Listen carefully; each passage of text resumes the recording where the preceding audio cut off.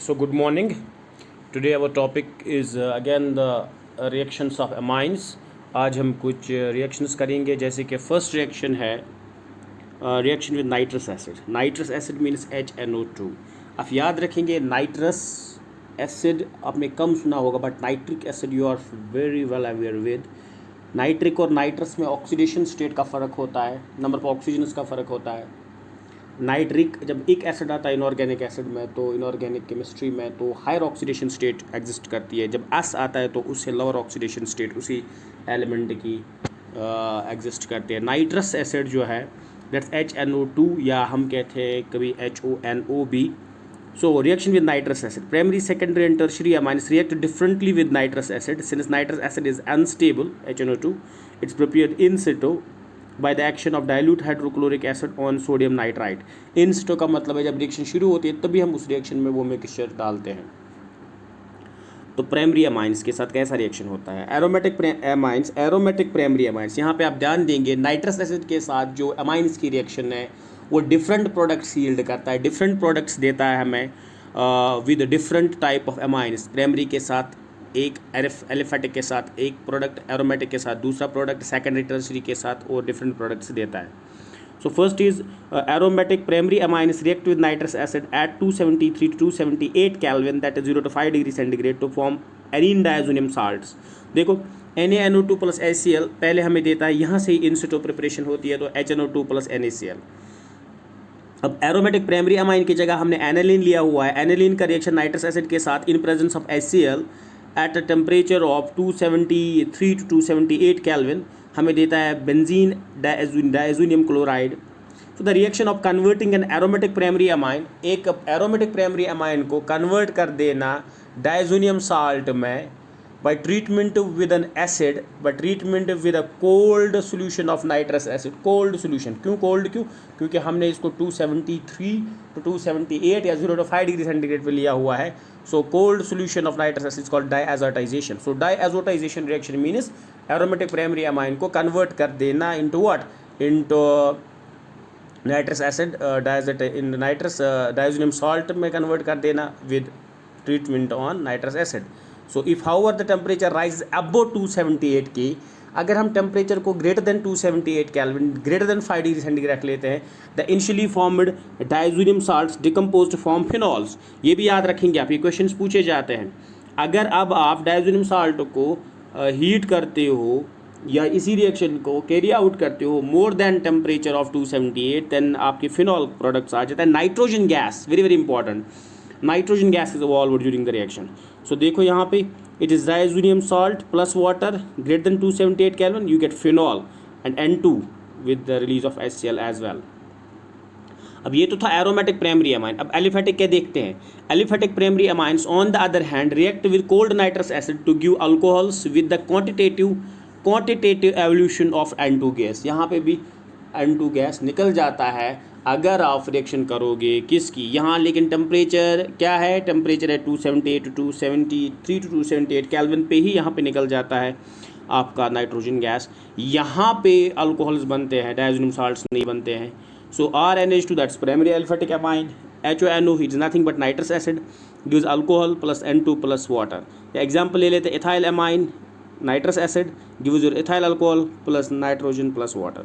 So since no other class of amines liberates N2 gas on treatment with HNO2 at this particular temperature, the reaction is used as a test for the aliphatic primary amines. So जो reaction of nitrous acid है with amines, primary and secondary amines और tertiary amines और aromatic and एल्फेटिक amines, सिर्फ इनमें एक ही class इस 273 to 278 Kelvin पे एक ही class of amine that's aliphatic amine, nitrogen gas जो है वहाँ से लिबरेट होता है, इवॉल्व होता है. So it is used as a test for the detection of the amines. अब ये बात कि डायजोनियम साल्ट्स क्यों नहीं बनते हैं, अगर आप देखेंगे जब हम एरीन डायजोनियम साल्ट लेते हैं तो वहाँ पे जो नाइट्रोजन है वो पॉजिटिव चार्ज के साथ है, दैट्स की atom associated attached with the benzene, तो वो वहाँ रेजोनेंस दिखाता है और रेजोनेंस की वजह से एरीन डायजोनियम साल्ट स्टेबल हो जाते हैं. बट अगर आप देखोगे ये जो इथीन डायजोनियम साल्ट क्लोराइड आपको दिख रहा है यहाँ पे, जो एलिफेटिक अमाइन से नाइट्रस एसिड के साथ रिएक्शन करके हमें बनता है डायज़ोनियम साल्ट, वो अनस्टेबल होते हैं और वो डिकम्पोज होकर हमें अल्कोहल देते हैं। So the second is secondary amines के साथ नाइट्रस एसिड का reaction. So both aliphatic and aromatic secondary amines react with nitrous acid to give N nitroso amines. N nitroso amines याद रखेंगे, nitroso amines which being insoluble in dilute mineral acids separate out as neutral yellow oily compounds. याद रखेंगे ये चीज़ें, आप कभी कभी competitive exam में पूछे जाते हैं कि येलो ऑयली कंपाउंड जो है वो किस अमाइनस का रिएक्शन करके नाइट्रस एसिड के साथ हमें मिलते हैं, या नाइट्रोसो अमाइनस प्राइमरी के साथ मिलते हैं, सेकेंडरी के साथ मिलते हैं, कि टर्शियरी के साथ मिलते हैं when the nitrous acid reacts with it. So it is with secondary amines, both primary as well as both aliphatic as well as aromatic। अब देखते हैं, हमने लिया हुआ है secondary amine that's diethyl amine nitrous acid के साथ, तो इसने दिया हुआ है एन नाइट्रोसो। एन मीन्स यहाँ पे जो आपको CH3 CH2 whole to N है, ये एन से NO, NO जो है दैट्स नाइट्रोसो। NO2 को नाइट्रोनियम कहा जाता है, नाइट्रो कहा जाता है, लेकिन NO को नाइट्रोसो कहा जाता है। So N nitroso diethyl amine बना, येलो ऑयल है, ये येलो कंपाउंड बनेगा। इसी तरह N methyl aniline aromatic amine, secondary aromatic amine की रिएक्शन जब आप करते हो तो वहाँ से भी हमें एक येलो ऑयल मिल जाता है। So these nitroso amines on warming with crystal of phenol, जब इनको आप इन नाइट्रोसो अमाइन्स को वार्म करते हो फिनॉल के साथ and few drops of concentrated H2SO add करते हो, फॉर्म ए ग्रीन सोल्यूशन, एक ग्रीन सोल्यूशन बन जाता है विच when made alkaline, green solution बना, उसको आपने बेस के साथ रिएक्ट किया that's made alkaline, turns deep blue, फिर वो ब्लू हो जाता है बेस के साथ रिएक्ट करने के बाद, and then red on dilution, फिर उस ब्लू सोल्यूशन में जब आप डाइल्यूशन करते हो, एडिशन ऑफ वाटर करते हो, तो वो क्या हो जाता है, red. The reaction is called Liebermann nitroso reaction and is used as a test for secondary amines है। सो इट इज़, इस रिएक्शन को भी एक टेस्ट के तौर पर यूज़ किया जाता है, जिस टेस्ट का नाम है, जिस रिएक्शन का नाम है लिबरमैन नाइट्रोसो रिएक्शन। सो अब देखते हैं टर्शियरी अमाइन्स के। टर्शियरी अमाइन जो है aliphatic tertiary amines on reaction with nitrous acid form water soluble nitrite salts, while aromatic tertiary amines undergo electrophilic substitution with nitrosonium ion at para position of the phenyl ring to form green colored para nitrosoamines। देखो, अगर आप tertiary में aliphatic लेते हो तो हमें nitrite बनता है, नाइट्राइट एक कंपाउंड है ONO या NO2, नाइट्राइट बनता है। लेकिन जब एरोमेटिक के साथ आप रिएक्शन करते हो तो वहाँ डिफरेंट रिएक्शन होता है, एक इलेक्ट्रोफिलिक सबस्टिट्यूशन रिएक्शन होती है और पैरा पोजिशन पे आपको नाइट्रोसो कंपाउंड बन जाता है, तो जिसका नाम है पैरा नाइट्रोसो अमाइन्स मिलते हैं। तो रिएक्शन देखेंगे,